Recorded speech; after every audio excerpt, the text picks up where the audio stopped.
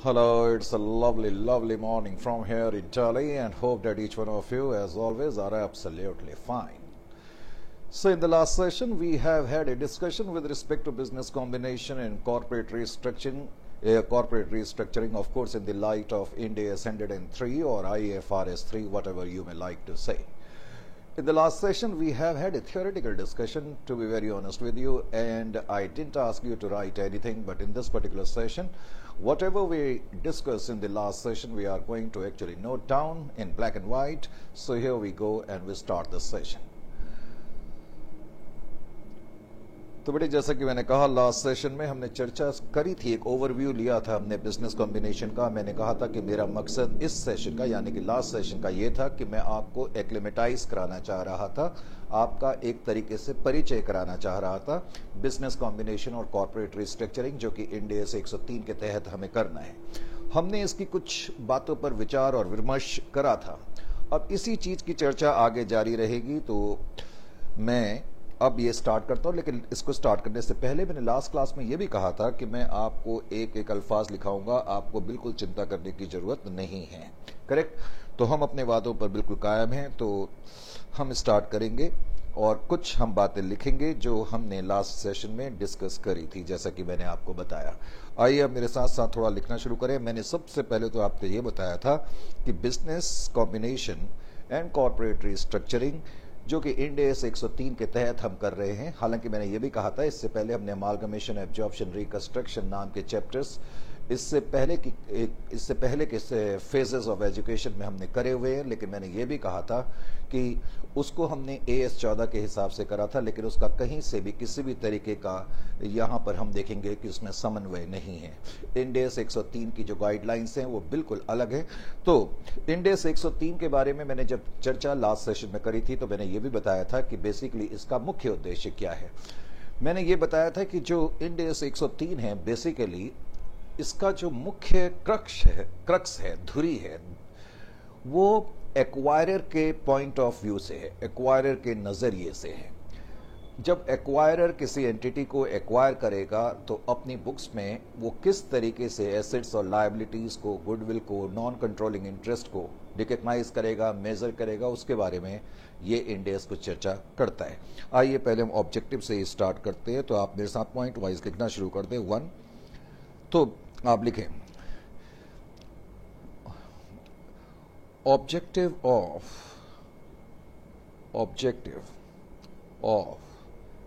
Ind AS, objective of Ind AS 103, objective of Ind AS 103 can be summarized as follows। हम इसको इस तरीके से समराइज कर सकते हैं, can be summarised as follows।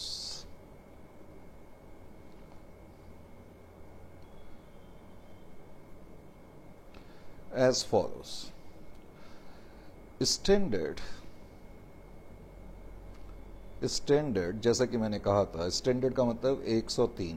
Standard provides some guidelines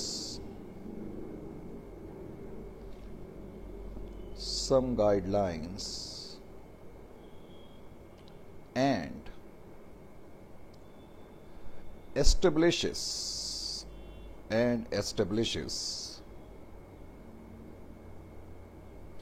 principles।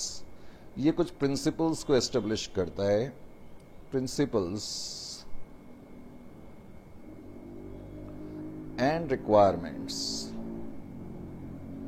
और कुछ जरूरतों के बारे में भी विश्लेषण करता है। Requirements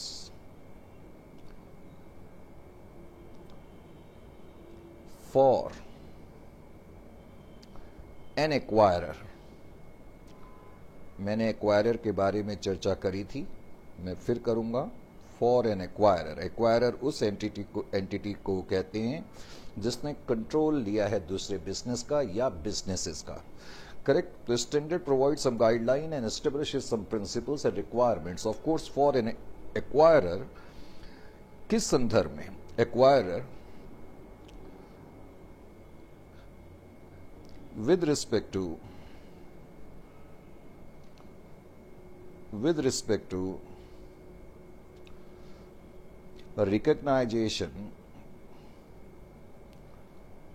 recognition and measurement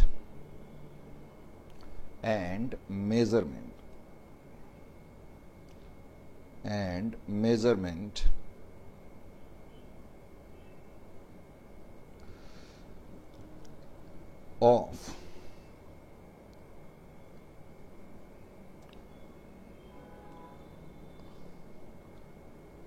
identifiable assets. तो एक्वायरर ने एक्वायरी के जो एसेट्स लिए हैं, आइडेंटिफाइबल एसेट्स, जिनको आसानी से अलग तरीके से सेपरेटली आइडेंटिफाई करा जा सकता है, आइडेंटिफाइबल एसेट्स, उनको किस तरीके से रिकग्नाइज और मेजर करा जाएगा। Correct. Second, liabilities,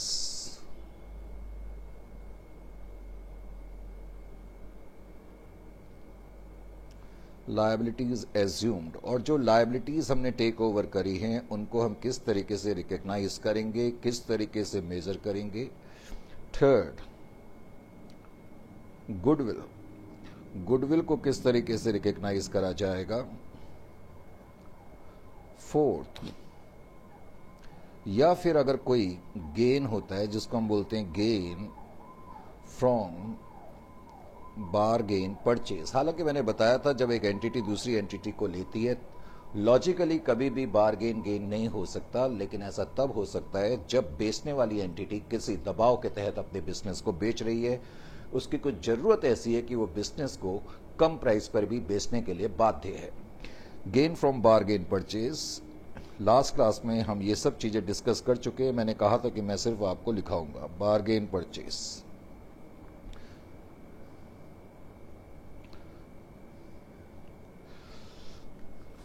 fifth, non controlling interest, NCI। पूरा ही लिख देता हूं, चलो एक बार, नॉन कंट्रोलिंग इंटरेस्ट। तो बिजनेस कॉम्बिनेशन के तहत एक्वायरर ने जो एसेट्स एक्वायर करे हैं, नॉन कंट्रोलिंग इंटरेस्ट, जो लायबिलिटीज एज्यूम करी हैं, बिजनेस कॉम्बिनेशन से जो गुडविल या गेन झलक रहा है, और नॉन कंट्रोलिंग इंटरेस्ट, इनको किस तरीके से हम रिकग्नाइज करेंगे, मेजर करेंगे, इसके संबंध में ये स्टैंडर्ड हमें, मैंने जैसे कि कहा कि कुछ प्रिंसिपल एस्टेब्लिश करता है, कुछ गाइडलाइंस देता है। तो non controlling interest, non controlling interest मैंने लास्ट सेशन में भी बताया था कि जिस एंटिटी को मैंने एक्वायर करा है, अगर उसके सारे शेयर्स मैंने एक्वायर नहीं करे हैं तो जाहिर है ऐसे केसेस में नॉन कंट्रोलिंग इंटरेस्ट का कुछ कॉन्सेप्ट आएगा, यानी कि ये वो शेयर हैं एक्वायरी एंटिटी के जिसको हम एक्वायर कर रहे हैं, जो कि हमारे पास नहीं है। करेक्ट। तो ये तो मैंने इसका मुख्य उद्देश्य बताया। मैंने आपको लास्ट सेशन में भी बताया था जब हमने करा था, पॉइंट नंबर 2 में लिख रहा हूं कि ये जो स्टैंडर्ड है सिर्फ और सिर्फ अप्लाई करेगा, करेक्ट, किस पर अप्लाई करेगा, एक ऐसी ट्रांजैक्शन या इवेंट पर जो कि बिजनेस कॉम्बिनेशन के दायरे में आएगी। तो हम लिख ही लेते हैं the end S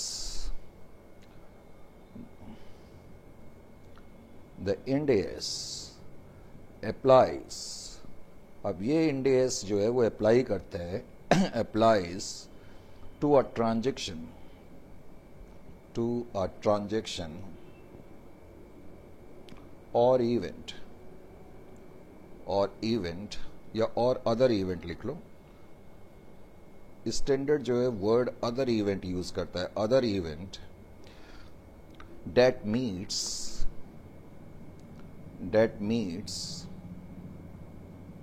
the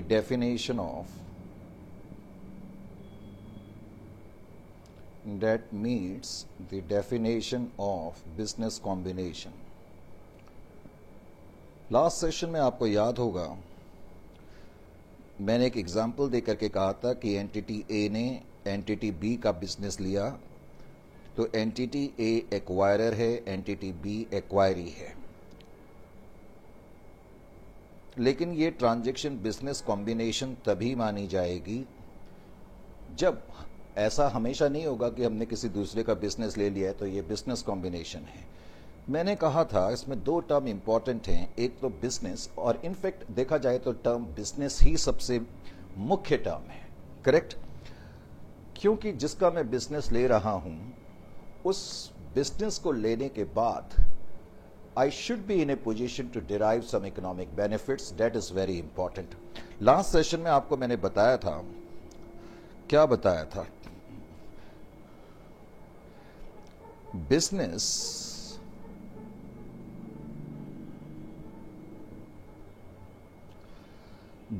simply ऐसे लिखो, बिजनेस सिंपली मीन्स, क्या बताया था मैंने बताया था ना, एक वर्ड यूज करा था, integrated set of activities. Business simply means integrated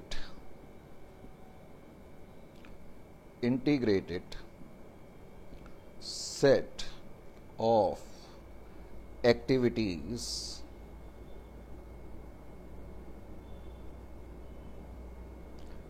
and assets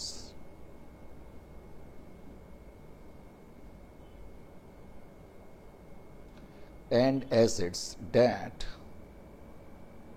is capable of।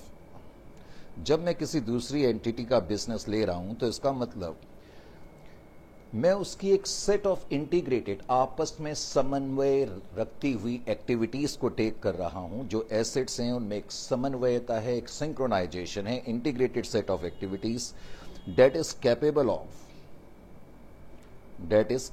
of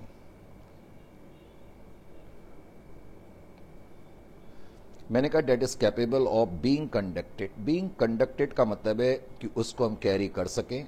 being conducted and manage, उसको हम मैनेज कर सकें। Conducted and managed. Last session में इसकी मैंने चर्चा करी थी, हालांकि मैंने ये भी कहा था कि इस पर्टिकुलर चीज से रिलेटेड हमने कुछ थ्योरेटिकल केस स्टडी बनाई हुई है। जब हम उस सेक्शन में आएंगे, करेक्ट, जब हम क्वेश्चंस करना शुरू करेंगे, तो जब मैं बिजनेस के सेक्शन में पहुंचूंगा तो तब हम इससे रिलेटेड कई केस स्टडी करेंगे, तब ये टर्म आपको और भी ज्यादा क्लियर होगी।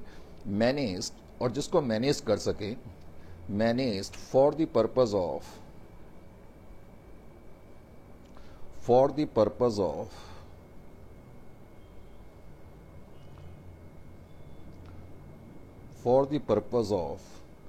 प्रोवाइडिंग, जिसको कि मैनेज करा जा सकता है इस तरीके से कि वो हमें कुछ रिटर्न प्रोवाइड करे।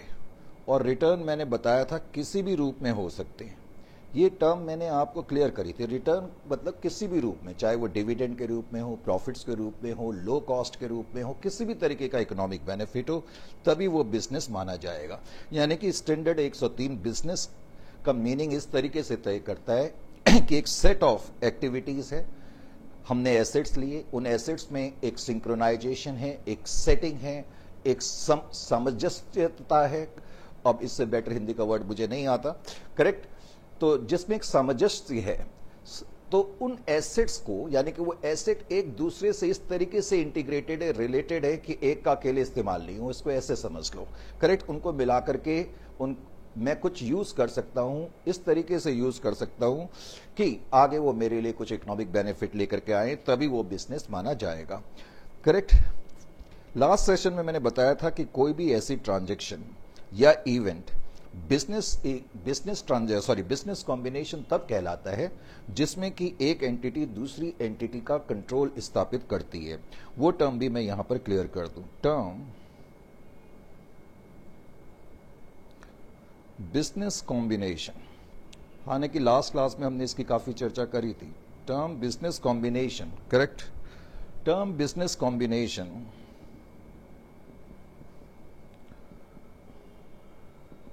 क्या बताया था मैंने? अभी भी मैंने बताया।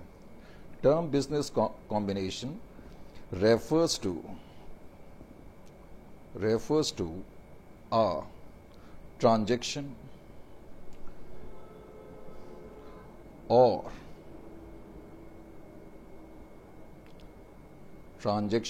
or event or an event हालांकि standard word use other event करता है, एक ही बात है। और an event in which acquirer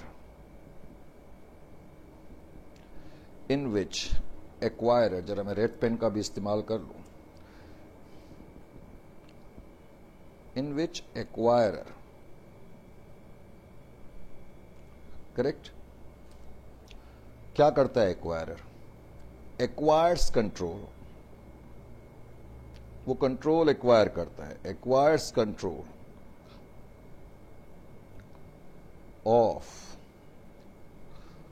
control of one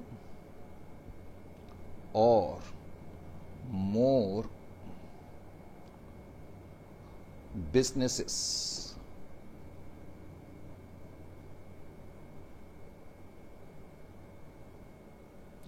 समझ में आया? यानी कि बिजनेस कॉम्बिनेशन एक ऐसी ट्रांजैक्शन या इवेंट है जिसमें एक एंटिटी दूसरी एंटिटी को टेक ओवर कर रही है। हम जब भी मैं वर्ड इस पूरे चैप्टर में टेक ओवर बोलूं तो आप समझ जाना कि इसका मतलब कंट्रोल से ही है। हम उसका कंट्रोल स्थापित कर रहे हैं टेक ओवर करने के बाद, ऑफ कोर्स, करेक्ट।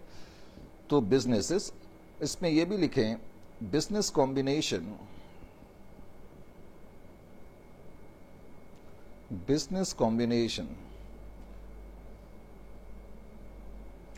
अब बेटे जो टर्म बिजनेस कॉम्बिनेशन है ना, इसको कॉमन पार्लेंस में, पार्लेंस का मतलब होता है आम बोल चाल की भाषा। एक business combination, acquirer controls of one और मोर बिजनेस और बिजनेस कॉम्बिनेशंस। और मैंने बताया business combination is also refer to as, इसको हम और भी कुछ टर्म्स से जानते हैं, also refer to as, also referred, जब मेरे को अगली शीट लेनी पड़ेगी, refer to as true mergers. सुना है आपने कभी ये नाम? इसको हम ट्रू मर्जर्स भी कहते हैं। ये बिजनेस मैगजीन्स या इकोनॉमिक टाइम्स वगैरह अगर आप कभी पढ़ोगे ना, उसमें ये टर्म बहुत बारी आती है। आप सोचोगे पता नहीं क्या टर्म है, हम लोग इतने बड़े लेवल पर आ गए हैं, हमें अभी भी पता नहीं, सर ने पढ़ाया ही नहीं। तो मैंने कहा कि इससे पहले कि आप मुझे कुछ कहो मैं आपको बता ही दूं। तो ट्रू मर्जर्स भी बेटे इसको कहते हैं। Is it clear to you? ये बातें मैंने लास्ट सेशन में आपको बताई हुई हैं, अगर आपको याद हो तो। बिल्कुल सर आपने बताया हुआ है। और क्या बताया था मैंने आपको लास्ट सेशन में? लास्ट सेशन में मैंने आपको सिंपली बताने की कोशिश करी थी कि कुछ टर्म्स हैं, हालांकि दो टर्म तो मैं पहले ही आपको इनडायरेक्ट तरीके से बता चुका हूं, बिजनेस और बिजनेस कॉम्बिनेशन। फिर आपको याद होगा हमने एक्वायरी के बारे में भी चर्चा करी थी, एक्वायरर और एक्वायरी के बारे में। तो मैं यहां पर एक बार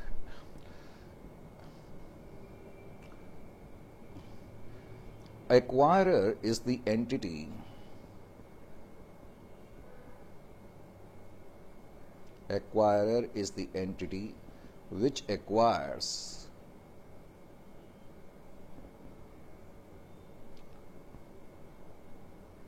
control of other entity,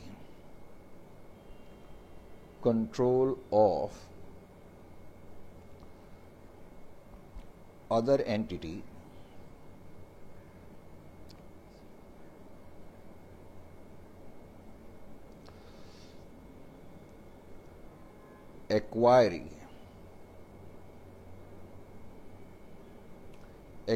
is the entity whose control is being acquired. Acquiry is the entity whose control is being acquired.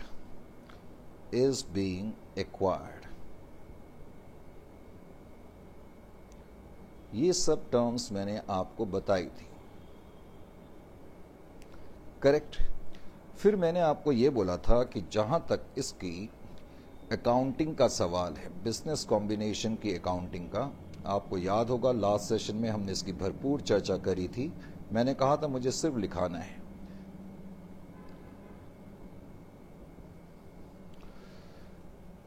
मैंने आपको ये बताया था कि अकाउंटिंग के लिए स्टैंडर्ड ये कहता है acquisition method will be used as per Ind AS 3।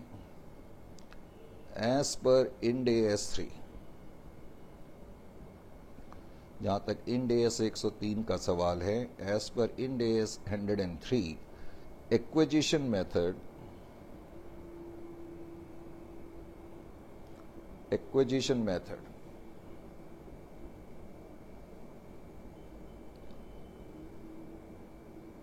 shall be used for accounting क्या business combination shall be used for accounting business combination। तो बिजनेस कॉम्बिनेशन को अकाउंट करने के लिए एक्विजिशन मेथड की जरूरत पड़ेगी। बिजनेस कॉम्बिनेशन ये तो आपको पता ही है। मैंने ये भी बताया था कि इसके अंदर क्या क्या स्टेप्स होते हैं, अगर आपको याद हो तो। आपको याद आया? इसके अंदर मैंने आपको स्टेप्स बताए थे। पहला स्टेप मैंने आपको ये बताया था, first step identifying the acquirer. Identifying the acquirer.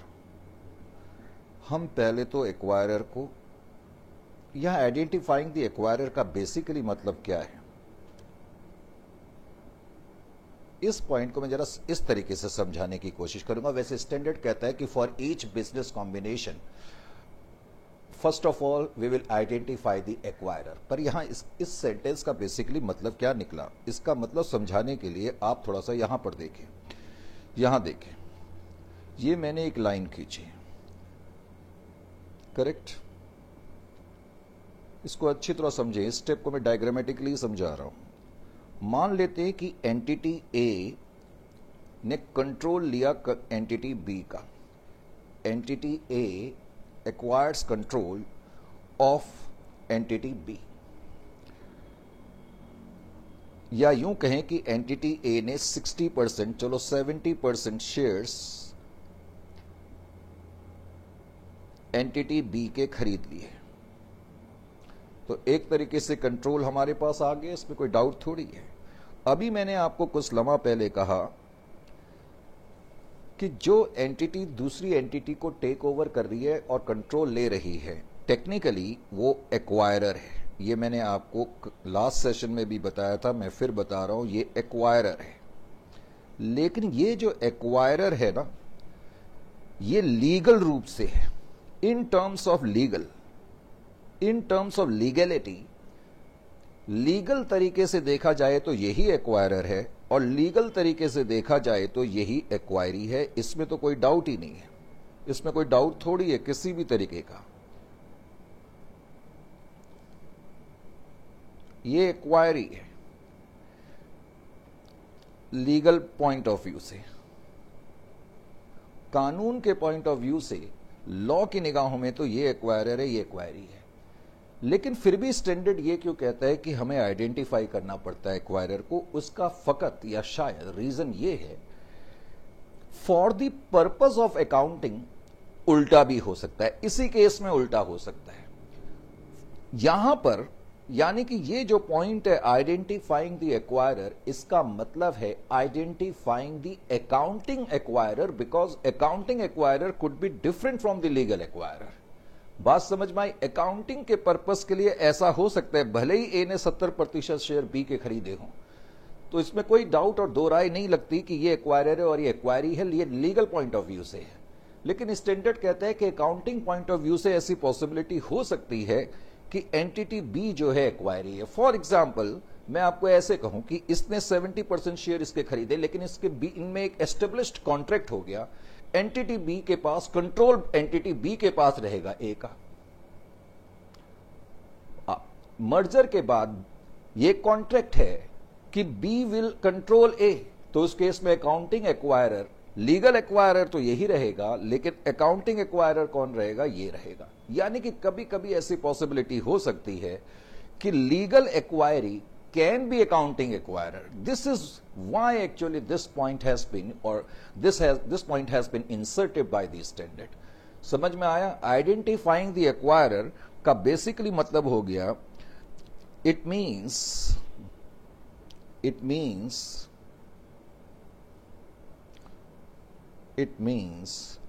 identifying accounting acquirer and acquiree. Identifying accounting, मैं लिख के देता हूं रेड पेन से, कहीं आप ऐसा ना बोले सर हमें लिखाया ही नहीं, आपने बता तो दिया अब लिखाया नहीं। अकाउंटिंग एक्वायरर, बात समझ में आई? अकाउंटिंग के पर्पस के लिए एक्वायरर कौन है, ये इस स्टैंडर्ड का पहला पॉइंट है। अकाउंटिंग एक्वायरर, मैंने कहा स्टैंडर्ड का, आई मीन टू से इस स्टेप का एक्विजिशन मेथड के अंदर पहला स्टेप है आइडेंटिफाइंग द एक्वायरर। तो इसका बेसिक मतलब है कि हमें अकाउंटिंग एक्वायरर का पता करना है। इसके कुछ इस पर बेस्ड कुछ मैंने केस स्टडीज रखी हुई है, तो जब हम इस सेक्शन पर आएंगे तो हम उस पर उन केस स्टडीज की चर्चा करेंगे, तब ये पॉइंट आपको क्लियर हो जाएगा। हालांकि इस पर कोई डाउट नहीं, 99% जो लीगल एक्वायरर है वही अकाउंटिंग एक्वायरर रहेगा, पहले तो आप चिंता ना करें। 0.1% केवल ऐसा हो सकता है, तो कब ऐसा हो सकता है उसकी चर्चा, एक हल्का सा एग्जांपल तो मैंने दिया, लेकिन मैंने कहा उसकी चर्चा हम आगे और डिटेल में भी करेंगे। Is it clear to you? फिर आपको याद होगा मैंने दूसरा स्टेप भी बताया था। एक बार जब ये डिसाइड हो जाए, और ये डिसाइड करना आपके लिए कोई मुश्किल नहीं है, क्योंकि मोर और लेस क्वेश्चन में बड़े साफ सुथरे अंदाज में ये दिया रहता है, इसलिए आप पहले तो इस बात की चिंता छोड़ दें, सर ये क्या चक्कर है। अब दूसरा पॉइंट मैंने आपको बताया था कि point number 2, determining the acquisition date, आपको याद आया? Determining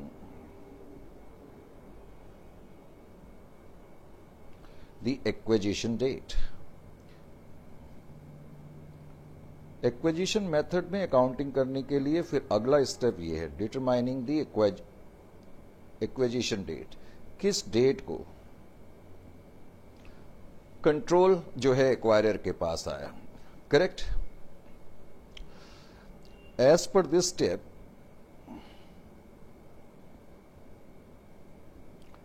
as per this step,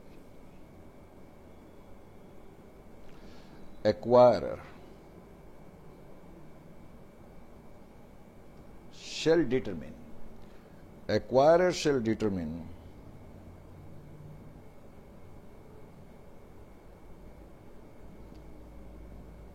the date on which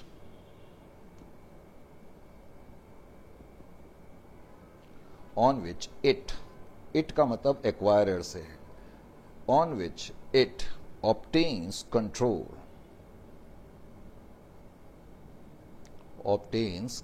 accounting का अगला हिस्सा ये है।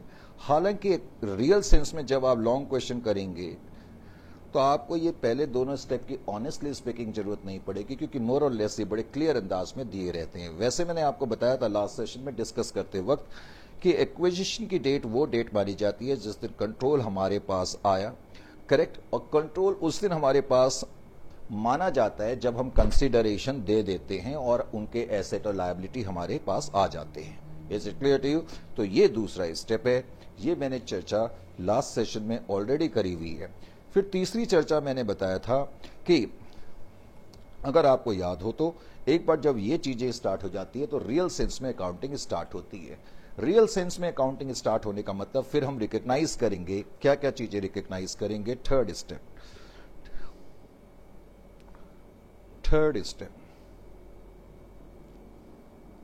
रिकॉग्नाइजेशन ऑफ, रिकॉग्नाइज करने का मतलब मैंने आपको बताया था, मैंने आपको एक एग्जांपल दिया था बनानास का, आपको याद है? मैंने कहा था मैं 6 केले खरीद के लेके आया, 2 केले उसमें से बेकार थे, तो इसका मतलब मैंने 2 को रिकॉग्नाइज नहीं करा, मैंने केवल 4 को करा। तो रिकॉग्नाइज करने का मतलब है कौन से एसेट और लायबिलिटीज को हम अपने बुक्स में लिखेंगे। तो तीसरा स्टेप ये कहता है कि on the acquisition date acquirer shall recognise. तो on the acquisition date, on the acquisition date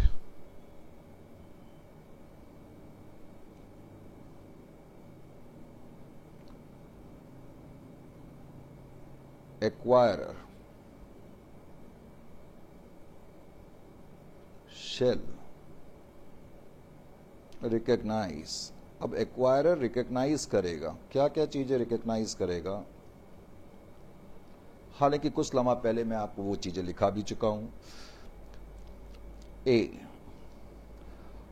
identifiable asset. अब ये बहुत बड़ा वर्ड है, बार बार ये वर्ड आएगा इस पूरे चैप्टर में, इसके लिए कुछ शॉर्ट फॉर्म बनानी पड़ेगी। आइडेंटिफाइबल एसेट,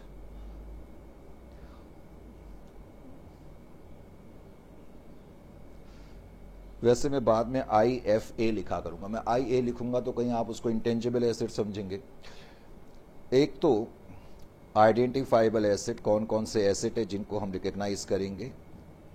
लायबिलिटीज एज्यूम, जो लायबिलिटी हमने एज्यूम करी है उनको रिकॉग्नाइज करेंगे।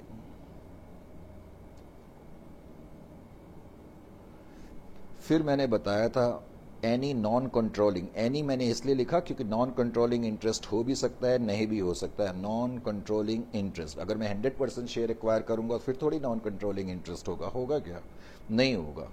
उसके बाद ध्यान ये रखना है, फिर एनी गुडविल और gain on bargain purchase, gain on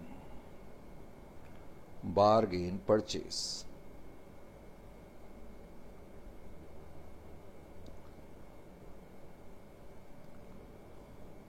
इस गेन ऑन बारगेन परचेज एक तरीके से कैपिटल रिजर्व है। फिर आपको याद होगा मैंने ये पॉइंट भी बताया था, measurement. Fourth step, measurement, measurement of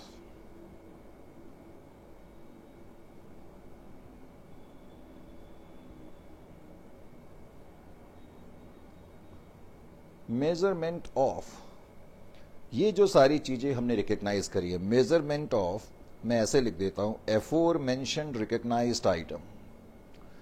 एफोर mentioned का मतलब जो मैंने ऊपर मेंशन करे हैं, यानी कि identifiable asset, liability, non controlling interest. तो measurement of aforementioned item shall be at fair value. मैंने बताया था कि उसको हम फेयर वैल्यू पर करेंगे। शेल बी एट, किस पर करेंगे, फेयर वैल्यू पे करेंगे। मैं रेड पेन से लिख देता हूं, करेक्ट। आप ये नहीं कह सकते कि मैंने आपको नहीं लिखा है।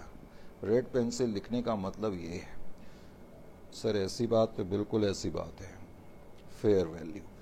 जब मैंने आपको लास्ट सेशन में ये स्टेप कराया तो याद है आपको मैंने कुछ बताया था कि इस स्टेप के, और इनफैक्ट इस स्टेप के भी कुछ अपवाद भी हैं, कुछ एक्सेप्शन भी हैं। वो मैंने लास्ट सेशन में आपको बताए थे, मैं उनको बताऊंगा लेकिन अभी नेक्स्ट सेशन में बताऊंगा, क्योंकि जब यहां पर एक ग्रीन बटन साइन देना शुरू करता है तो इसका मतलब है हमारी टाइम लिमिट इस रिकॉर्डिंग की खत्म हो गई है। तो नेक्स्ट सेशन में अभी मिलते हैं।